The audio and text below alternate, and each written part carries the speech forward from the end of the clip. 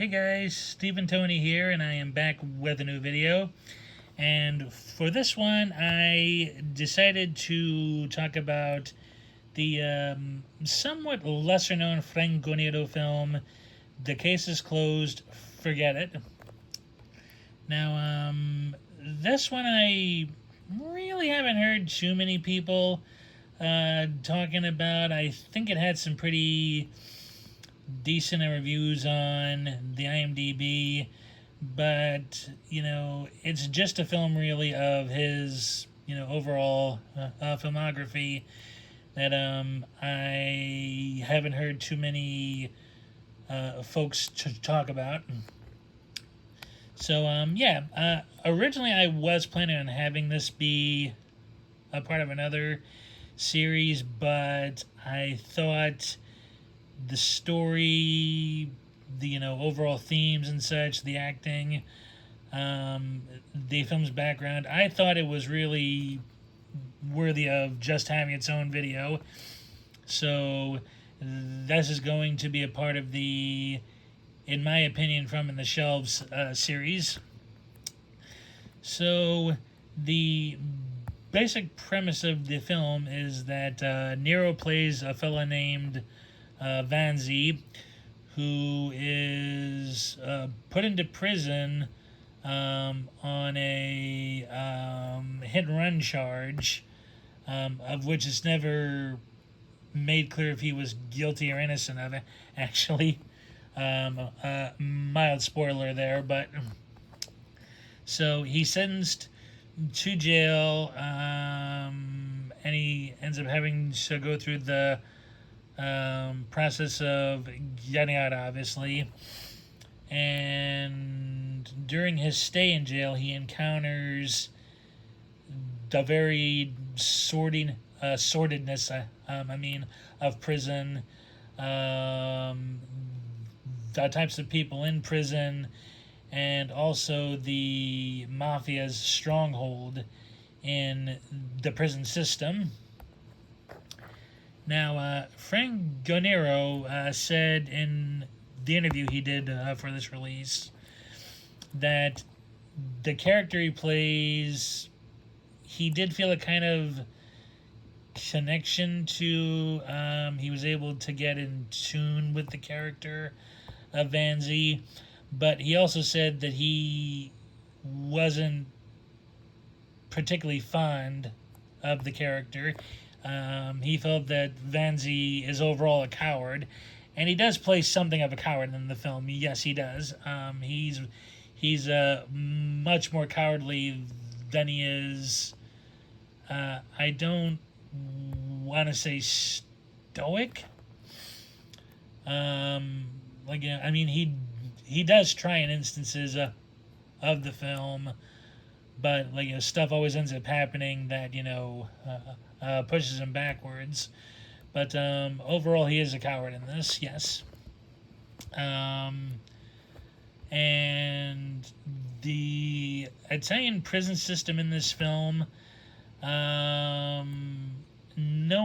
Damiani and his insistence on accuracy, I'm pretty sure what he presents in the film is the prison system the Italian government most likely didn't want the public to know about. Even the guys who are very deserving of being in this prison are at times treated lower than dogs. It stinks. You get the feeling the minute Vanzi enters into the jail, you get this feeling of a horrible stench in there, of sweat, of the grime, really of everything, especially not claustrophobia, I would say, but a sense of the tightness, the very limited space that you would associate to not just prison cells, but of prison in general. And Damiani and his crew actually did hire real criminals and real guards as the extras for this film. Now, I don't know in terms of the criminals if they were still serving time when they were approached, or if he just went with all like, ex-cons who'd been in the system at one point or another. One of the guys Nero shares a cell with her early on was actually a lifer who ended up somehow getting paroled by the president of Italy at the time. And he was the main technical advisor for how stuff in the prisons worked. I mean, and you're seeing this, clean cut guy played by Nero, who's something of an upper crust bourgeois type, and here he's being thrown in with the, utmost delinquents that you could think of, like murderers, psychopaths, rapists, just the, whole gamut, especially John Steiner's character, Biro, who's like a lifer something like 10 times over. He's even killed a few of his fellow inmates, like adding, several more life sentences for him. He's just another, psycho in it. And Nero mainly focuses his sanity on two of his inmates. Early on, he becomes friends with the one old timer in the jail who's dying of some sort of ailment. Who tries to give him the confidence and the will to be able to survive. Now, the old timer is played by French actor George Wilson, who was fairly popular from what I ended up reading later. He was a very popular theater and film actor, over in France. One of its finest character performers, and he does a fabulous job as the wise older man, who is fully admitting that he did wrong, but that he shouldn't have to die in prison. He should be allowed to have, been able to be on his deathbed a free man instead of it in a sordid infirmary. Wilson isn't in the film too long. I think he's in it for maybe 30 minutes prior to his characters dying off camera. But he does leave a great impression, and John Steiner, who plays Nero's other cellmate, as I said early on, at Biro, he is just the he's the poster child for the ultimate maniac. He's probably guilty of every crime and sin in the book at least once. But he gives a stellar performance as well. Now, I still can't figure out if he performed his role in Italian and they just merely dubbed him because of his British accent, or if he was, speaking English. I knew he spoke Italian at some point, but because I do try to read lips if there's English speakers in the cast, and to see if there's any difference. But but still, he does give an overall great performance in it, and all the other inmates are just like they're slimy, they're dirty looking, and you'll just get the overall vibe of how rough, terrible, and harsh prison is, and how you definitely don't want to end up in it after seeing this film. So yeah. But Nero's character, real trouble comes when he's assigned a new self, thanks to this mafia boss, I believe it is, who may or may not be serving a sentence to cover up for important people who can't afford to be caught. He gets Nero assigned to a new cell, and his new cellmate is played by Riccardo Cucciola, who is a righteous man in this film. It turns out he has a secret knowledge that could ruin quite a few people, and the mafia is able to zero in on him thanks to Nero being this easy to manipulate person, who really isn't ever fully adjusting to being able to survive in jail. And his meeting Cucciola's character really changes his life in the ultra worst way possible, because he soon comes to realize the power of the mafia in prison, the ties that the mafia has with the church, the ties that the mob has within the government of Italy, and even the ties they have with the local businessmen. All these factors just come out of the woodwork,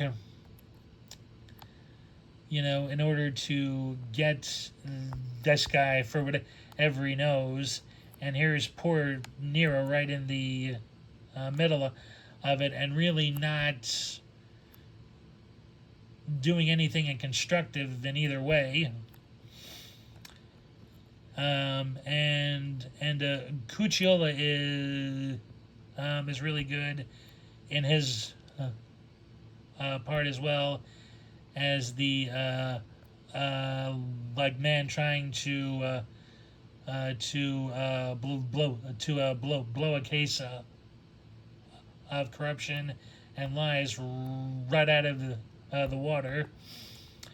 And some of this mini documentary on the film I still need to finish. I learned that this was actually Cucciola's comeback film in Italy.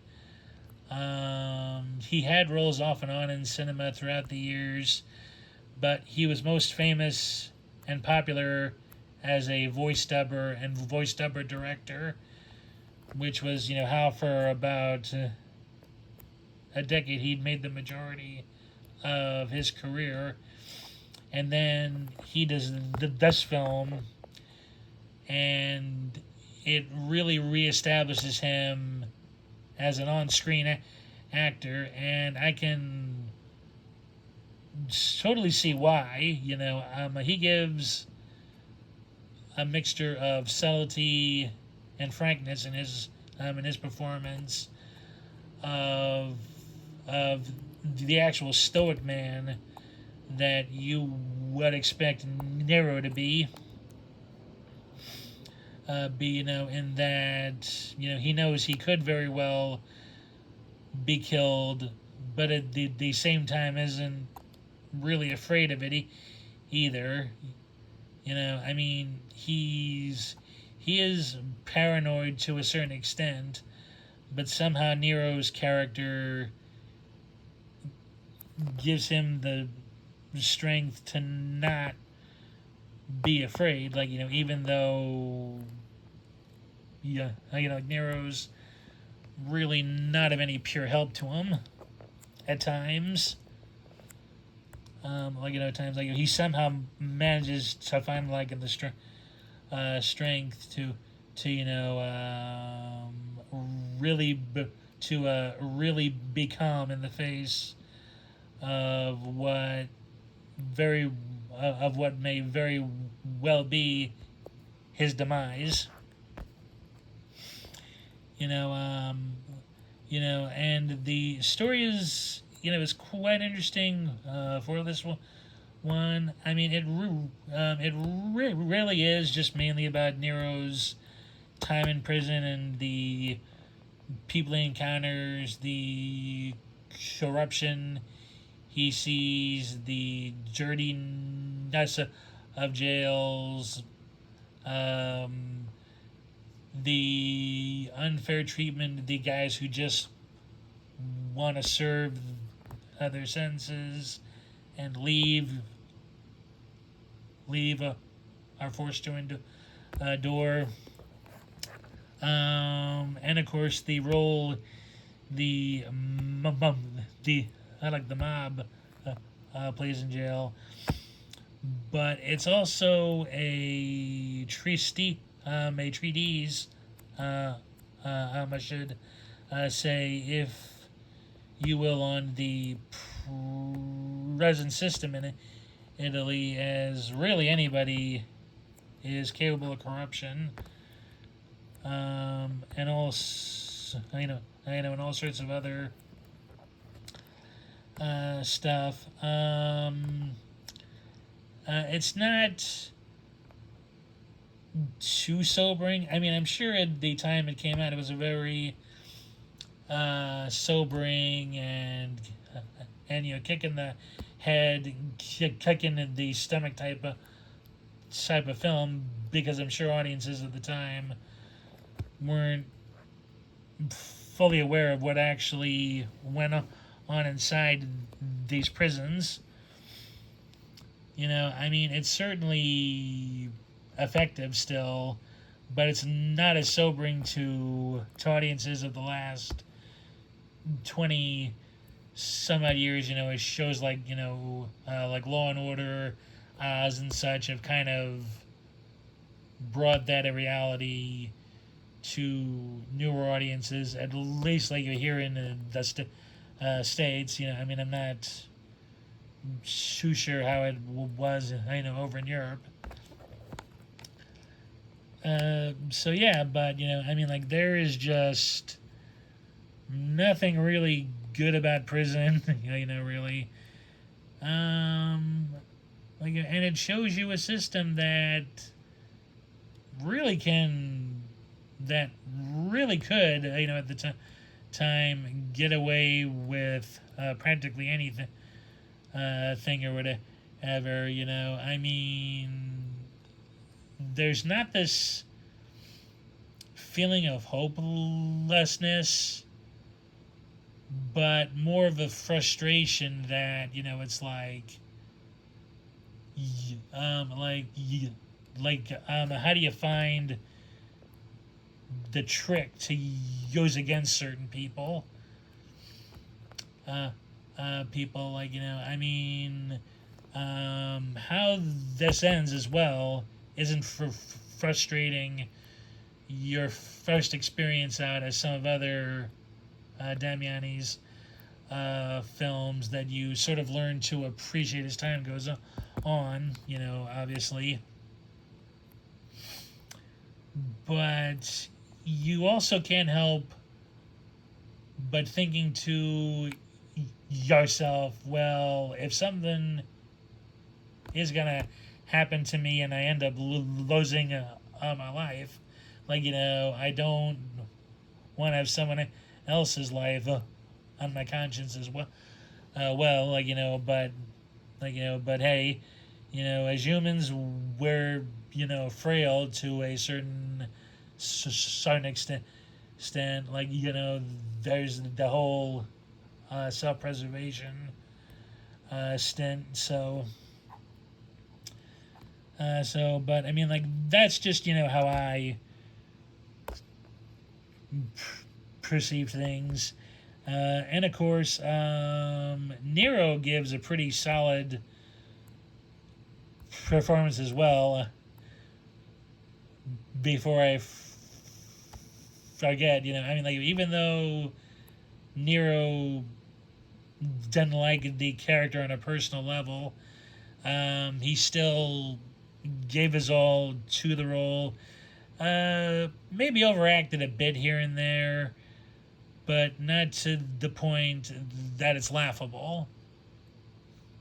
Like, he gave just enough heightenedness that you can kind of see the character's utter sense of sense of being lost in this, whole selfish, corrupt, and crazy system. And I really enjoyed his interview on the special, on the special features. I liked that he was very honest about his, take, on the character, and a few other cool tidbits. Oh yeah, and here's the inner artworks. Yeah. I still do have it on my player. Still need to finish something on there. So yeah, overall, I do definitely recommend the film. I mean, it might be a one-time only view for some people. I mean, I could watch parts of this again. I must admit, the pacing's a little slow in certain places, but it's not enough to frustrate you into thinking like, oh, like all of that stuff is just gonna be repetitive and go on and on. Like, no, it's not like that in the least.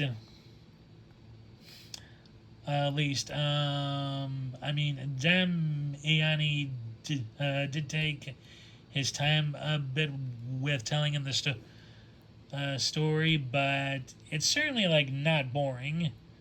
He might focus too much on a certain aspect more than he should.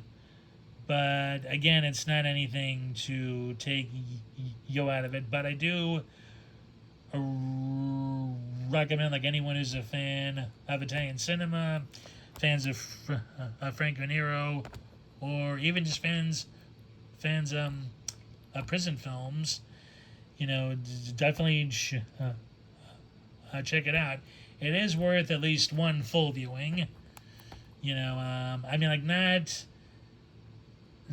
that it's like hard to watch, but it's definitely gonna be a film that doesn't have more surprises that you missed on the first viewing, I would say, or at least how it sounds right. But it is definitely worth fans time, and it's worth seeing Nero in something completely different. So yeah, and that is it for this review. Thanks to everybody who watches. I do hope you enjoyed it. Please give the video a like and a comment. And if you haven't already or are thinking about it, definitely hit the subscribe button and hit the notification. Excuse me. Um, hit the notification bell. I do try to have a video out at least every week.